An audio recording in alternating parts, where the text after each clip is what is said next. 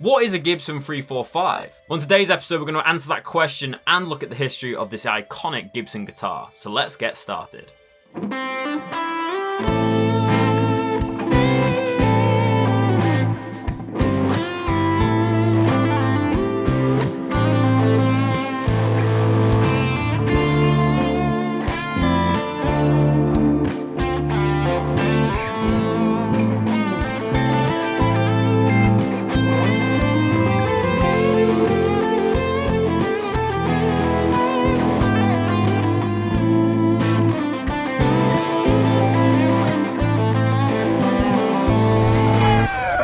Hello guys, welcome back to Squealing Pig Guitars, the home of luxury drum machines here in Nottingham, England.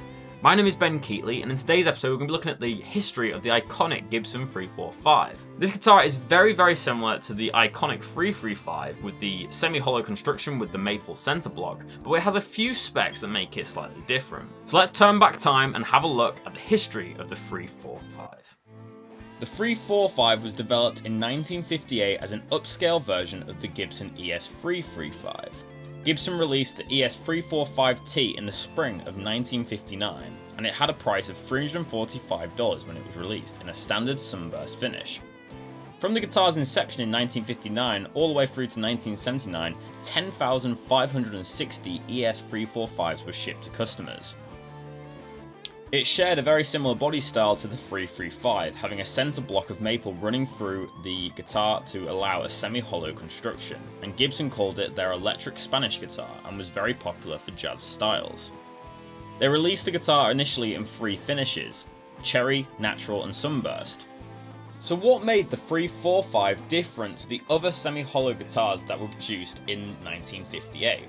The 335 and the 355 also came out in 1958, and they were all semi-hollow body guitars. The wood on the top and the back was maple, and there was a maple center block inside the guitar which ran through the length of the body all the way to the mahogany neck with a rosewood fingerboard. But what made the 345 different to its counterparts was mainly electronics and visual aesthetics that changed. For example, the neck of the guitar has double parallelogram fretboard inlays, and the guitar also featured a stereo pickup configuration with a Veritone circuit. What the Veritone basically does is remove so many frequencies from the highs and lows as you engage from 1 to 5 on the switch. Gibson never properly defined what each of the switches' positions did, so guitar players took it into their own hands and would actually describe positions 2, 3 and 4 as sort of squishy, underwater or guitar in a box sounding, obviously because of the lack of high end and lack of low end.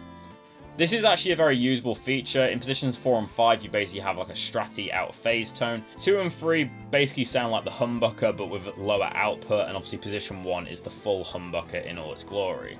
Over the years there's been hardware changes on the ES-345s. Between the years of 1958 to 1963, the guitar was shipped with a stop-tailed piece just like the one on the screen now. But beginning in 1964 they began installing a gold trapeze tailpiece on the ES-345s.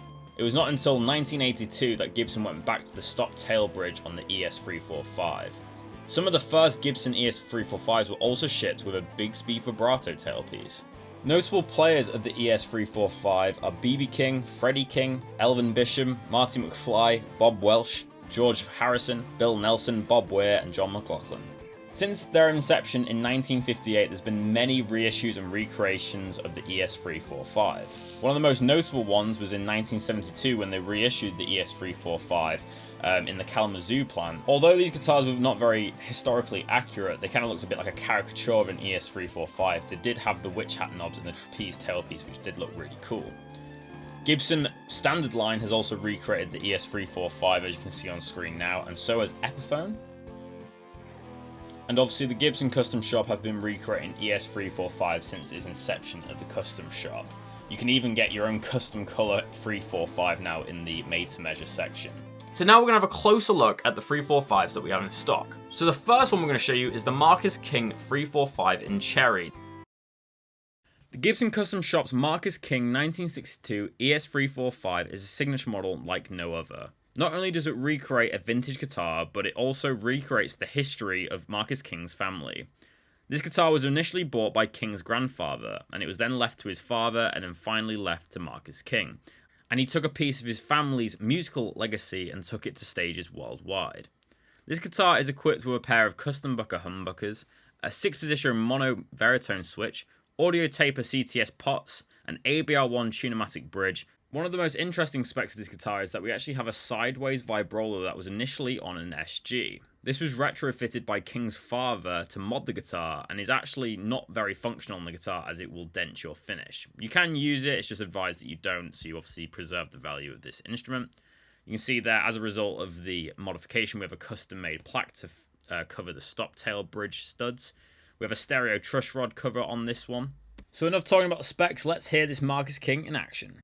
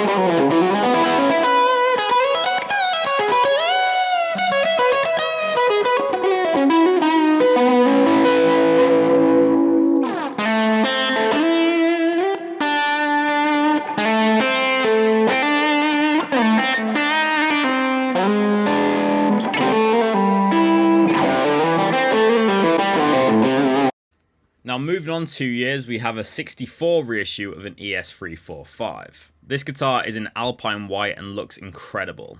This has all the period correct designs and just everything you could possibly love about a vintage ES-345. Where it differs to the Marcus King is obviously that we have a standard stop tailpiece and ABR1 bridge with nylon saddles instead of metal saddles. We have a set of MHS humbuckers instead of the custom buckers. And other than that, it's just cosmetics. So obviously we have the 60s style reflector knobs, we've got a white finish, we've got a darker rosewood fingerboard, we've got that ambered over look on the parallelogram inlays, we've got the more vintage style Cluson style tuners, and again we keep the gold hardware, but this one has been worn off a little bit. This is a VOS finish as well and just looks incredible. So let's hear this incredible guitar in action.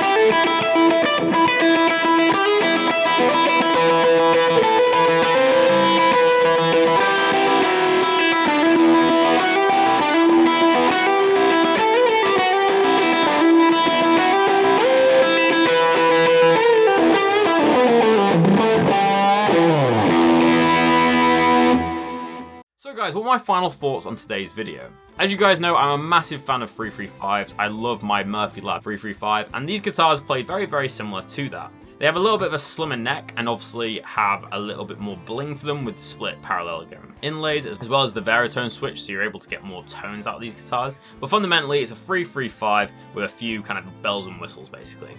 I absolutely love the 345s. My personal favourite from this episode was actually the white one. It plays very well, and I like the Veritone sounds in position 2 and 4. Creates a really nice kind of bold, kind of out of phase tone, which you could get on the middle pickup of the Peter Green guitar. But yeah, I absolutely love these guitars. I think they sound great. As I said, I prefer the white one over the Marcus King one, but that's mainly because of aesthetics, I would say. I do like the Marcus King one. I think it plays amazingly. The cherry finish as well is really nice, but I'm not a big fan of the SG bridge on there and the custom-made little plaque. Yeah, it's just not for me personally. I prefer a bit more of a cleaner looking guitar. But let me know in the comment section below, guys, what you think of these two instruments. Do you like a 345 or do you prefer a 335? Let me know in the comment section below. But thank you so much for watching today's video. Make sure to leave a like and subscribe so we can get bigger and better guitars on this channel. But I will see you tomorrow for another episode of Squealing Pig Guitars. But until then, keep rocking, guys. I'll see you soon.